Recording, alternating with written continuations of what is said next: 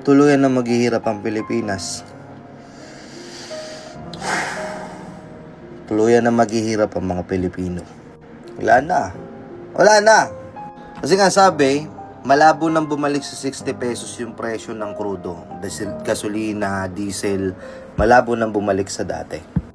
This is somewhat other way of saying na tanggapin nyo na. Tanggapin nyo na, wala na tayong magagawa. Hanggang dito na ito, todo na to, wala na tayong magagawa. Hindi na babalik sa dati. Lahat ng pinagkakagastusan natin, lahat yan tataas. Kaso ang problema, tangina, yung sahod, ganun din naman eh. Wala rin naman. Yun pa nga yung huling-huling pinapansin eh. Yun pa yung huling-huling pinapansin. Kung di mo pa nga kukulitin eh. 'Di ba? Hindi itataas. Ang sakit lang, no? Ang sakit lang bilang ordinaryong Pilipino, 'di ba? Na ikaw nagbabayad ka ng tax, okay naman. Bawat galaw mo dito, ultimo kulang na nga lang, pati paghinga mo may tax eh. Ikaw, na normal na Pilipino, ang sakit lang para sa ating mga Pilipino na sabihin na tanggapin nyo na lang, wala na eh.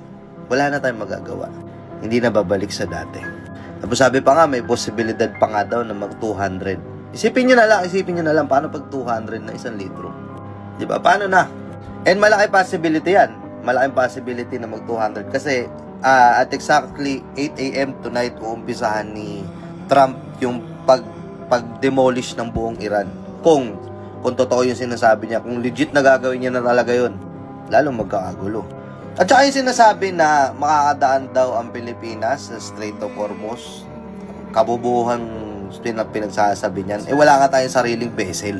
Diba? Nakikisakay lang tayo. Paano, ano yun, para lang hindi magpanik yung mga tao, sasabihin nyo ganun. Paano yung mga may alam, paano yung may isip, diba? May kita mo sa newsfeed, yung mga jeepney driver, wala na, nagkakatamaran na talaga. Hindi, ganap na lang na ibang trabaho kaysa magganyan. Kahit ako, pabor eh, diba? Kasi kawawa yung mga public drivers natin, wala nang kita talaga.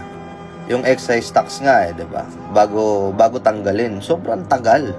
Diba? Siguro antayin muna natin na mag 200, 300 bago magbawas-bawas ng konting tax. Mas nakakamba pa nga sila na mawalan sila ng kita eh. Diba? Mas nakakamba sila doon kesa na yung mga ordinaryong Pilipino nagbabayad ng tax. Bahala kayo, tataasan namin yung tax nyo. Takin ang sakit, men. Tanggapin na lang daw. Kasi wala nang pag-asang bumalik sa dati. Sakit, no? Tangina, wala nang pag-asang bumalik sa dati. Grabe, pare, putang inang statement yan. Nakakapikon. Kayo, ano man sabi nyo? Tangina, bawat galaw, putang ina, feeling mo, leisure na lahat. Diba? Parang hindi ka na malaya. Tangina, may pa ng pandemic, nakasurvive eh. Pero ngayon, ito, good luck, Philippines.